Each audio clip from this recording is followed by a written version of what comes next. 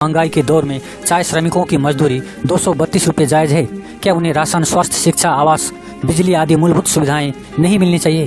तो पहाड़, तराई और डुवर्स के चाय बागानों में काम करने वाले आदिवासी तथा गोरखा श्रमिकों की अवस्था इतनी दयनीय क्यों है? पहाड़, तराई और डुवर्स चाय बागान के कारण प्रसिद्ध है। हम जिस स्वाद के साथ चाय की चुस्की लेते हैं, कौन है वे श्रमिक जो चाय पत्ती बनाते हैं? क्या उन श्रमिकों को कामों के अनुसार वेतन, भत्ता तथा अन्य सुविधाएं मिलती है? तो पहाड़, तराई और डुवर्स के चाय बागानों में काम करने वाले आदिवासी तथा गोरखा श्रमिकों की अवस्था इतनी दयनीय क्यों है? यह क्षेत्र सामाजिक, आर्थिक, स्वास्थ्य तथा शिक्षा आदि दृष्टिकोण से पिछड़ा क्यों है? चाय बागान की श्रमिकों की अवस्था अत्यंत ही दयनीय है। महज 232 रुपये की दैनिक मजदूरी मिलती है, जो वर्तमान समय के अनुरूप बहुत ही कम है। इतनी कम मजदूरी अन्य किसी क्षेत्र में नहीं है। दिन भर 8 घंटे घोर मेहनत करने के बावजूद भी केवल 232 रुपये की मजदूरी में उन्हें गुजारा करना पड़ता है।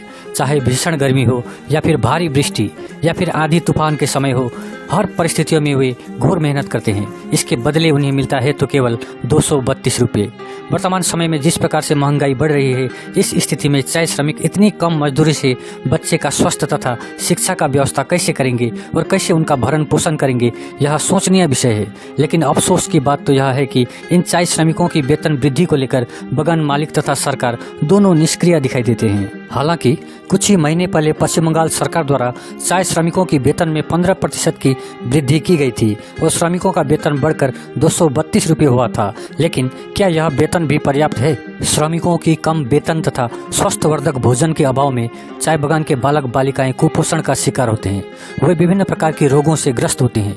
एक रिपोर्ट के मुताबिक पहाड़, तराई और डुवर्स में सबसे अधिक टीबी रोग के शिकार चाय बागान क्षेत्र के ही लोग होते हैं।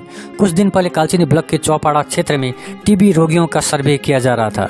चाय बागान क्षेत्र में ही टीबी रोगियों की संख्या अधिक क्यों होती है, इस विषय पर प्रश्न करने पर स्वास्थ्य अधिकारी ने कहा, এখানে এখনো পর্যন্ত আমাদের 10 জন আক্রান্ত আছে। তার মধ্যে একটা পেশেন্ট হচ্ছে আমাদের এমডিআর, অর্থাৎ যে পেশেন্টটাকে আমরা 4টা মেডিসিন দিয়ে ঠিক করতে পারি না, তাকে একসাথে 7টা মেডিসিন দিতে হয় এবং 9 মাসের চিকিৎসা তার চলে। প্রতি 2 মাস পর আমরা কফ টেস্ট করি এবং তার দেখতে হয় কতদিন কি আছে।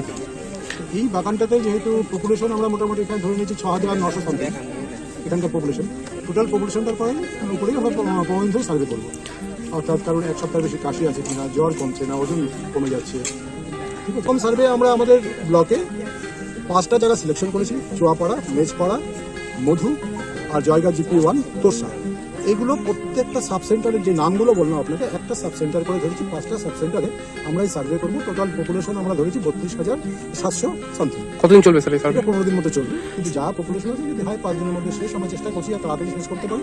दुर्गा पूजा के समय चाय श्रमिकों को बोनस देने की प्रथा है, लेकिन आजकल यह ट्रेंड बन गया है कि बोनस देने के डर से बागान को ही बंद कर दिया जाता है और बागान के कार्यालय तथा गेट पर ताला लगाकर टी गार्डन मैनेजर भाग जाते हैं।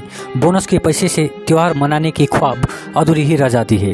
इस प्रकार चाय श्रमिकों के साथ विश्वासघात किया जाता है। इतना ही नहीं, चाय बागानों को आर्थिक स्थिति के अनुसार A, B और C कैटेगरी में बांटा गया है।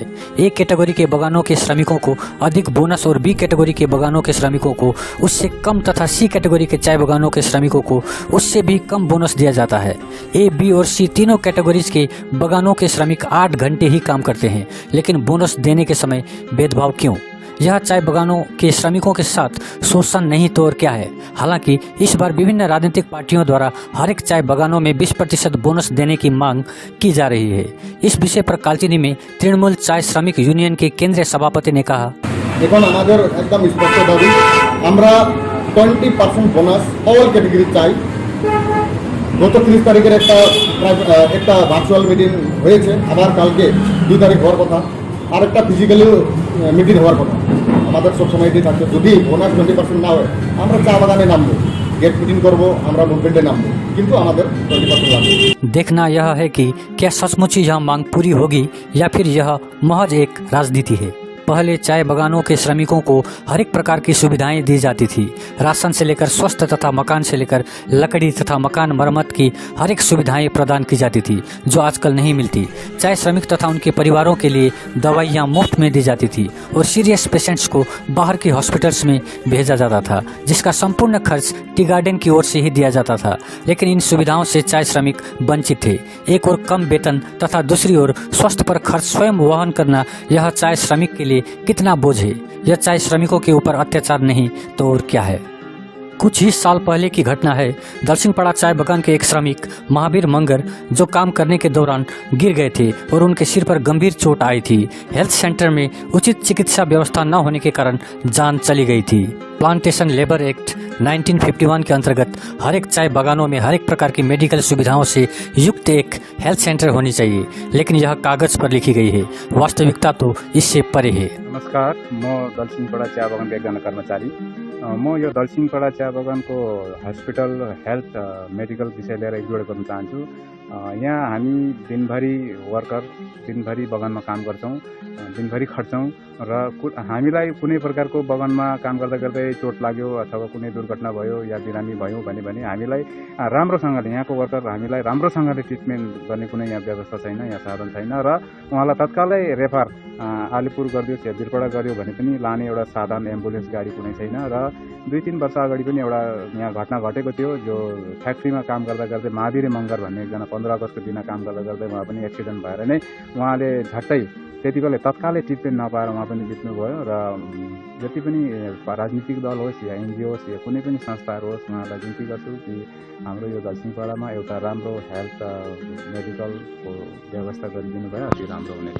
चुनाव के समय विभिन्न राजनीतिक पार्टियों द्वारा चाय श्रमिकों की वेतन वृद्धि को प्रमुख मुद्दा बनाते हैं, लेकिन जैसे ही चुनाव समाप्त हो जाती है मुद्दा भी समाप्त हो जाता है। आजकल एक खबर चल रही है कि भारत ब्रिटेन और फ्रांस को पछड़कर दुनिया का 5वीं बड़ी अर्थव्यवस्था वाला देश बन गया है, लेकिन इसका क्या फायदा जो इतनी बड़ी अर्थव्यवस्था में भी श्रमिकों की मजदूरी केवल 232 रुपये है। क्या आपको लगता है वर्तमान समय के अनुसार इस महंगाई के दौर में चाय श्रमिकों की मजदूरी 232 रुपये जायज़ है? क्या उन्हें राशन, स्वास्थ्य, शिक्षा, आवास, बिजली आदि मूलभूत सुविधाएं नहीं मिलनी चाहिए? क्या ये उनका मौलिक अधिकार नहीं? सच तो यह है कि आज के दौर में चाय श्रमिकों की मजदूरी 350 रुपये तो होनी ही चाहिए और उनको मूलभूत सुविधाएं तो मिलनी ही चाहिए, लेकिन इस दिशा में न तो केंद्र सरकार आगे आती है और न ही राज्य सरकार। बगान मालिकों की तो बात ही क्या करे, जो हमेशा बीमार बगान होने का हवाला देते हैं।